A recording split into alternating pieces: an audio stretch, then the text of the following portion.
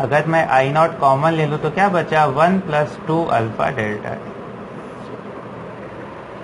तो इसको हम चाहते तो स्क्वायर करके भी 2 को अंदर लाके कर सकते हो, और चाहो तो ये डेल्टा वाले फॉर्मेट में भी कर सकते हो।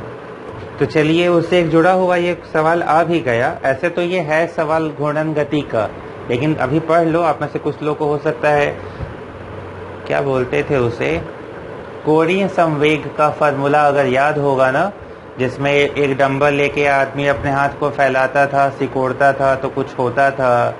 याद आ रहा? उस लोग को जिम की याद आ रही होगी। जिम की याद नहीं आनी है, उस चैप्टर में घूमते समय अगर हाथ को फैलाते सिकोड़ते थे तो क्या होता था, वो चीज याद करिए। तो ये क्वेश्चन पढ़ो। एक समान धातु की छत्र अपने लंबवत द्विभाजक ले नहीं के होगा, के परितः एक समान कोणीय चाल से घूर्णन करती है। यदि उसका ताप क्या गया, यदि थोड़ा ताप बढ़ाने पर इसके समान तप करें तो क्या होगा? घूर्णन चाल बढ़ेगी, घटेगी, अपरिवर्तित, जड़त्वाघूर्ण में वृद्धि के कारण बढ़ जाएगी। क्या होगा सोचिए। घूर्णन गति यानी कोणीय वेग और जड़त्व आघूर्ण में क्या संबंध था? यह संबंध होता था I × ओमेगा बराबर कांस्टेंट, यानी I × ओमेगा का मान नियत होता है। तो अगर दो चीजों का गुणनफल नियत है, तो अगर गुणनफल को नियत करना है यानी ये बदलना नहीं चाहिए।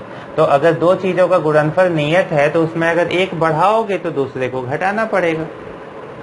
अगर यही तो होगा। अगर आप कह रहे हो कि 10 × 2 होता है 20, मैं कह दूं 20 को नियत रखना है, तो 20 को अगर नियत रखना है तो 2 को अगर बढ़ा के 5 करोगे तो 10 को कम होके 4 होना पड़ेगा। एक बढ़ेगा तो दूसरा घटेगा, तभी तो उनका मल्टीप्लिकेशन क्या रह पाएगा, सेम। तो अब आप बताओ कि जब हम ताप को बढ़ाते हैं तो I के साथ क्या होता है? अल्फा दिया हो तो ताप बढ़ा, तो किसी को कैसे समझाओगे? ताप बढ़ने से रेडियस बढ़ी, रेडियस या लंबाई अगर बढ़ गई तो रेडियस बढ़ने से उसका I भी क्या हो गया, बढ़ गया। रॉड होगा तो उसकी लंबाई होगी। तो रॉड के केस में क्या होता था जड़त्वाघूर्ण? ml²/12 परपेंडिकुलर मिड एक्सिस के अबाउट होता है। तो सब में लंबाई तो आती ही है ना, और अगर लंबाई या साइज बढ़ेगी, साइज बढ़ेगा तो I बढ़ गया। अब डेल्टा T टेम्परेचर बढ़ाए, अल्फा पॉजिटिव था तो रेडियस बढ़ी। हम क्या लिख रहे हैं यहाँ देखिए, अल्फा पॉजिटिव, टेम्परेचर बढ़ा, रेडियस बढ़ी, लंबाई होगी तो लंबाई बढ़ी, और इनके बढ़ने से I बढ़ जाएगा। अब अगर I बढ़ गया है तो यहाँ देखो, दो चीजों का गुणनफल कांस्टेंट है, तो अगर I बढ़ा है तो ओमेगा को क्या होगा, घटना पड़ेगा। ओमेगा को घटना पड़ेगा, क्यों?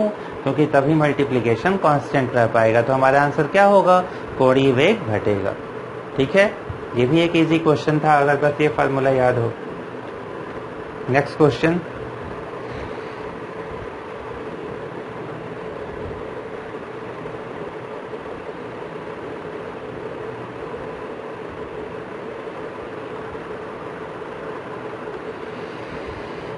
दो छड़, एक L1 लंबाई अल्फा ए नहीं होगा, ये अल्फा ए लिखिएगा। देखिए प्रसार गुणांक है ना, तो अल्फा ए की एल्युमिनियम छड़, दूसरी लंबाई L2 और अल्फा एस के स्टील छड़ को सिरे से मिलाकर जोड़ा जाता है। दोनों छड़ों में समान ताप परिवर्तन पर समान प्रसार होता है, तब ये रेशियो का मान क्या होगा?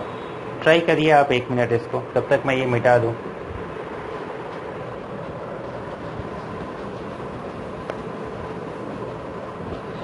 लंबाई हमें दिया है L1 L2 alpha S, alpha एक की लेंथ L1, एक की L2, इसका है अल्फा ए एल्युमिनियम के लिए, और इसका है अल्फा एस। ये मोबाइल लॉक हो जा रहा बार बार। L1 अल्फा ए, L2 alpha S, L1/L1 + L2 का मान, L1/L1 + L2 का मान ऑप्शनल क्वेश्चन है, 4 ऑप्शन दिए हैं, आप ट्राई कर चुके हो। चलते हैं आगे। ये चीजें दी हैं, तो देखो ये तो डेटा हो गया ना। मैंने बताया था क्वेश्चन के 3 पार्ट होते हैं, एक में वो डेटा देते हैं, दूसरे में कुछ कंडीशन बताते हैं, और तीसरे में आपसे पूछा जाता है। 3 चीजें, देना, कुछ बताना और तीसरे में पूछना। तो यहाँ क्या है, ये दिया हुआ डेटा है, बताया साथ में क्या गया है, समान ताप परिवर्तन पर समान प्रसार हुआ। प्रसार जो होता था उसको हम क्या लिखते थे, डेल्टा एल। यही तो चेंज या प्रसार या लंबाई में परिवर्तन था। ये कितना होता था, ये होता था एल अल्फा डेल्टा टी। उन्होंने कहा है समान ताप परिवर्तन पे समान प्रसार हुआ, यानी कि अगर स्टील वाले का प्रसार हुआ है, स्टील वाले का कितना था, L2, क्या होगा, L2 alpha S delta T, और एल्युमिनियम वाले का हुआ है L1 अल्फा ए डेल्टा टी। तो उनके हिसाब से ये दोनों प्रसार समान है। उन्होंने तो हमें क्वेश्चन में यही बताया, ये चीजें दी, ये हमें बताया कि दोनों प्रसार समान है और इसका मान हमसे पूछा है। कई बच्चे सीधे L1 की जगह पे अल्फा ए लिख दो, L2 की जगह पे अल्फा ए, सीधे इसको उससे रिप्लेस कर दिए होंगे, राइट। लेकिन ये बिना लॉजिक में कुछ मत किया करो, तुक्का मारने से फिर नहीं होगा, -1 लेके चले आओगे और आपको 4 लाना है या 5 नंबर लाना है, -1 पे नहीं जाना है, समझ गए हर क्वेश्चन में। तो क्या करें, दोनों को समान कहा गया है, ये परिवर्तन होता था, दोनों के परिवर्तन समान है, तो दोनों को बराबर कर देते हैं। बराबर करेंगे तो क्या होगा, L2 alpha S delta T, ये हुआ L1 अल्फा ए डेल्टा टी। ये कैपिटल है, ये स्मॉल है, स्मॉल ही है तो स्मॉल ही लिखते हैं। अब डेल्टा टी से डेल्टा टी कैंसिल, तो यहाँ से L2 अपॉन L1 किसके इक्वल हुआ, ये हुआ alpha A upon alpha S. देख रहे हो ना, उल्टा है। L2 के सामने यहाँ अल्फा एस था, स्टील के लिए था, लेकिन L2 के सामने क्या है, अल्फा ए, L1 के सामने अल्फा एस, और हमें ये रेशियो मिल चुका है। इस रेशियो का अब हमें यहाँ यूज करना है, तो कैसे करें, हमें तो सिर्फ ये रेशियो पता है, यहाँ तो एक अलग सा टर्म दिया है, तो इसमें अगर ये रेशियो ढूंढना चाहते हो तो कोशिश करो कि L2 में L1 से डिवाइड कर दें, L1 नीचे हो जाएगा, ठीक है। तो डिवाइड करने के लिए करें क्या, L1 से डिवाइड कर दो। तो अगर L1 से डिवाइड करोगे तो ऊपर L1 अपॉन L1 क्या हुआ, 1, नीचे L1 upon L1 1, L2 upon L1। School exam के वाले हो तो आप लिख लेना, numerator and denominator both divided by L1, दोनों को हमने L1 से डिवाइड किया है। कंपटीशन वाले तो अपना खुद से बस लिख लोगे, क्यों लिखे, क्योंकि यही हमें यहाँ से पता चला था, तो वो रूप मिल जाएगा तो उसका यूज कर लेंगे। अब L2 अपॉन L1 की जगह ये रख दो, तो ये कितना आया, 1 upon 1 plus alpha A upon alpha S. Alpha S से गुणा कर दो और अल्फा एस ऊपर लेते जाओ, तो ये हुआ alpha S upon alpha S plus alpha A. ये जो होगा आपके ऑप्शन में, जो भी ऑप्शन होगा यही आपका आंसर है। अल्फा एस ऊपर है, दोनों का सम नीचे है। अल्फा एस ऊपर, दोनों का सम नीचे, कौन सा है, सी ऑप्शन सही। तो देख रहे हो, आपने भी ट्राई किया होगा, हो सकता है गलती हुई हो, अब धीरे धीरे आप कंपटीशन की तरफ जा रहे हो, ठीक है। लेकिन आप ये ध्यान रखो ना कि जब भी ये हमें क्वेश्चन करने हो तो जो दिया है उन्होंने, उस कंडीशन को पहले सॉल्व कर लो, वो सॉल्व कर लोगे तो क्वेश्चन सॉल्व करना इजी हो जाएगा, ठीक है। तो इसको नोट करना हो तो कर लीजिए। नेक्स्ट, ये क्वेश्चन मैं खुद से दे रहा, उसको सॉल्व करिए। दो रॉड की लेंथ L1 L2 और रेखीय प्रसार गुणांक अल्फा 1 अल्फा 2 है,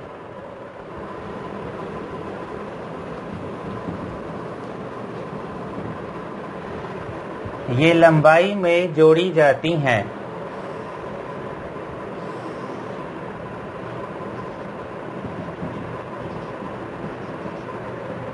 लंबाई में जोड़ी जाती हैं। यदि ताप परिवर्तन होने पर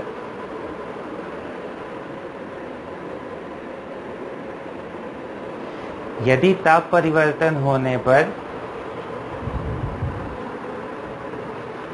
यदि ताप परिवर्तन होने पर कुल लंबाई में कोई परिवर्तन नहीं हो रहा, कुल लंबाई में कोई परिवर्तन नहीं हो रहा, तो अल्फा 1 अपॉन अल्फा 2 का मान साइन के साथ बताइए। अल्फा 1/अल्फा 2 का मान साइन के साथ बताइए। ये आपके लिए क्वेश्चन है, आप इसको ट्राई करो। हो गया, चलो देखते हैं।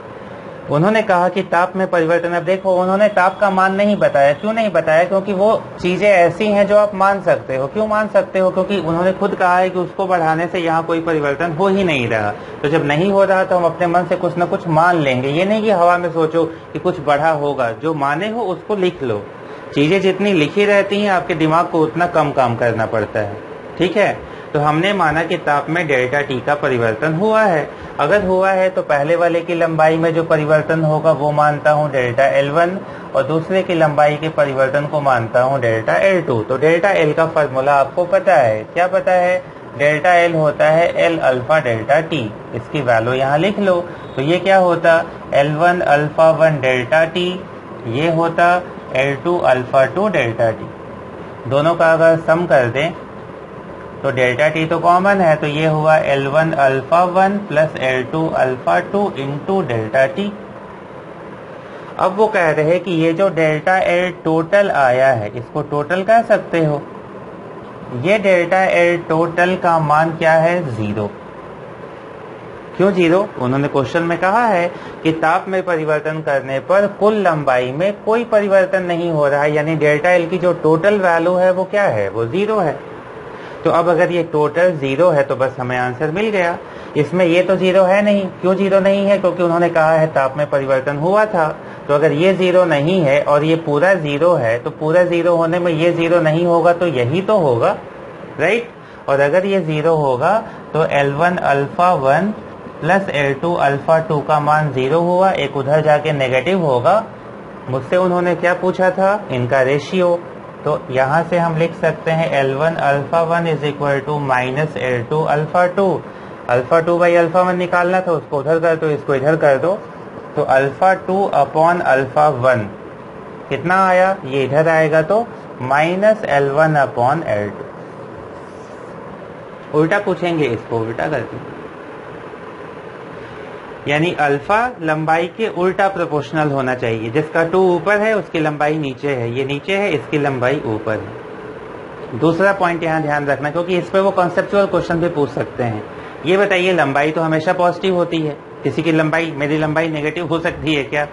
तो अगर लेंथ हमेशा पॉजिटिव होती है तो ये माइनस क्या बता रहा? ये माइनस ये बता रहा कि यहाँ अल्फा में से एक अल्फा पॉजिटिव होगा और एक अल्फा नेगेटिव होगा। अल्फा नेगेटिव क्यों होगा? अल्फा नेगेटिव इसलिए होगा कि अगर पूरे लंबाई को बराबर रखना है तो अगर एक की लंबाई बढ़े ताप के साथ तो दूसरे की लंबाई उतनी घट जाए। तो एक जितना बढ़ा दूसरा उतना घट जाएगा और नेट सम क्या हो जाएगा? 0। तो एक को घटाना है ना, समझे? अब अगर दोनों की लंबाई बढ़ने वाली होती, जैसे स्केल की लंबाई बढ़ रही थी, तो दोनों अगर बढ़ने लगेंगे तो दोनों बढ़ेंगे तो उनका चेंज भी बढ़ेगा। तो वैसे केस में चेंज 0 थोड़े होगा, चेंज की तो कुछ वैल्यू और बढ़ के आ जाएगी। हमें चेंज को 0 करना है। तो चेंज 0 कब होगा? तो ये हमेशा दिमाग में याद रखिएगा, जब एक का लंबाई बढ़े तो दूसरे की लंबाई कम हो। ठीक है, तो मान लो मैं आपको 3 रॉड दे देता, तो यही जो कहानी 2 में, क्योंकि 2 का क्वेश्चन वो दे चुके हैं तो आपसे 3 में पूछ सकते हैं। तो इसको आप क्या लिख लेते हैं? अगर मैं 3 रॉड दिया होता तो यही चीज क्या हो जाती कि L1 alpha 1 plus L2 alpha 2 plus L3 alpha 3 का सम क्या हो? 0। अब यहाँ ध्यान देना, अगर 3 का सम 0 करना है, ये मैथ वाले बच्चे तो समझ जाएंगे, बायो वाले लोग भी सोचो, बहुत ईजी सा पार्ट है। तीनों का सम 0 करना है, लंबाई नेगेटिव हो नहीं सकती, तो बिना लंबाई को माइनस किए 3 चीजों का सम 0 कब होगा? ठीक है, तो इस पे कॉन्सेप्चुअल क्वेश्चन क्या देंगे? वो पूछ देंगे कि बताओ इसमें से कौन सा कथन गलत है या कौन सा कथन सही है। तो अब मैं क्या कह रहा हूं उसको सुनो। मैं ये कहूं कि तीनों अल्फा पॉजिटिव हैं, तीनों के रेखीय प्रसार गुणांक पॉजिटिव हैं और ये चीज हो रही है, तो बताओ ये क्या संभव है? लंबाई पॉजिटिव, अगर तीनों के अल्फा भी पॉजिटिव हो जाएंगे तब तो सब पॉजिटिव हैं, और सारी पॉजिटिव चीजों का मल्टीप्लिकेशन या सम 0 होगा? नहीं होगा। यानी कथन कैसा है? गलत। अगर मैं कह रहा कि अल्फा 1 पॉजिटिव है, 2 और 3 नेगेटिव है, तो ये संभव है कि नहीं? तो देखते हैं, ये दोनों अगर माइनस के साथ आएंगे तो ये वाले का मान माइनस होगा, यहाँ गुणा करोगे ये माइनस होगा, ये प्लस रहेगा। तो एक जितना प्लस हो बाकी दोनों अगर उतना माइनस हो जाएं तो नेट क्या हो सकता है, 0। यानी ऐसा केस संभव है कि अगर तीनों की लंबाई के कुल में परिवर्तन नहीं हो रहा तो एक का अल्फा पॉजिटिव हो, 2 का नेगेटिव हो जाएगा। अगर कह दूं 2 का पॉजिटिव है 1 का नेगेटिव है तो भी हो जाएगा, राइट। हमें बस ये कुछ पॉजिटिव कुछ नेगेटिव रखने हैं जिससे नेट जोड़ने पे क्या आ जाए, 0। अगर मैं कह दूं तीनों के अल्फा नेगेटिव है, क्या होगा, अब नहीं होगा। जैसे तीनों के पॉजिटिव होने पे नहीं हो रहा था, तीनों के नेगेटिव होने पे भी नहीं होगा, क्योंकि वापस सबका सम 0 संभव नहीं है। समझ में आया। तो ऐसे वो देख के आपसे कॉन्सेप्चुअल पार्ट भी पूछ सकते हैं। तो अगर न्यूमेरिकल पूछेंगे तो ऐसे, कॉन्सेप्चुअल पूछेंगे तो ये जानना कि अगर सम 0 है तो उसमें से कुछ हिस्सा प्लस होगा, कुछ हिस्सा माइनस होगा। ये सब भी आप पढ़ा करिए, ठीक है, इसको नोट कर लो। ऐसे ही दिमाग में क्वेश्चन आया तो हमने आपको बता दिया, आप इसको नोट कर लीजिए, ठीक है। Next question, 2 dots A and B of identical dimensions. Identical dimensions का मतलब क्या है, हम मान लेंगे कि दोनों की लंबाई LA किसके बराबर है, LB के। कितने पे है, 30 डिग्री सेल्सियस पे शुरू में दिए गए हैं।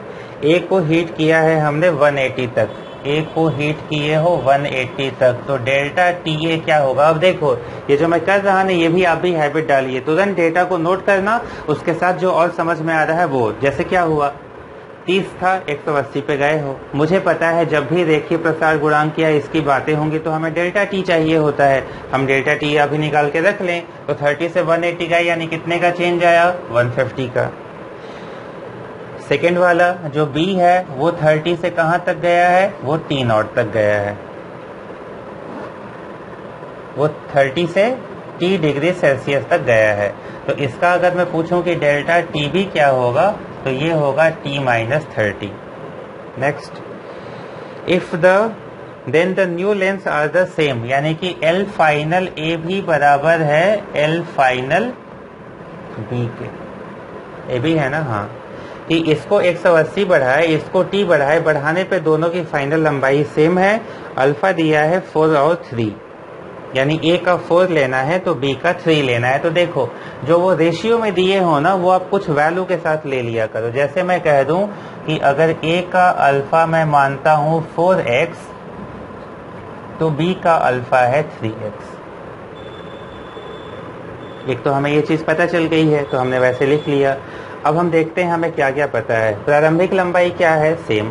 अंतिम लंबाई भी क्या है, सेम। तो इससे हमें ये चीज पता चल गई कि डेल्टा L जो होगा ये भी तो सेम ही रहेगा। सोचो, जब प्रारंभिक सेम है, अंतिम सेम है, तो डेल्टा भी क्या रहा, सेम। हमें उन्होंने रेशियो अगर अल्फा का दिया था तो हम अल्फा का ही फार्मूला यूज करते हैं। ये मैं क्या बताया था शुरू में कि 3 फार्मूले हैं, जो समझ में आए डायरेक्टली उसका फार्मूला यूज करो। तो अल्फा का फार्मूला क्या होता था, अल्फा का फार्मूला होता था delta L upon L delta T। याद है ना। तो बस हम उसी फार्मूले का लॉजिक लगाते हैं। अब यहाँ बताओ, A के लिए मैं लिखूंगा तो क्या लिखोगे, alpha A is equal to delta LA upon LA delta T, और alpha B is equal to delta LB upon LB delta T। देखो करने के ना इन फार्मूलों में रख के भी निकाल लोगे, लेकिन मैं अल्फा वाला फार्मूला क्यों यूज किया, क्योंकि ये हमें जल्दी आंसर देगा। क्यों, क्योंकि उसी की वैल्यू दी है तो उसी वाले फार्मूले को लिख लिए। अब लंबाई इनिशियल क्या है, सेम। जब रेशियो लेंगे तो ये दोनों क्या है, सेम। लंबाई में चेंज भी क्या है, सेम।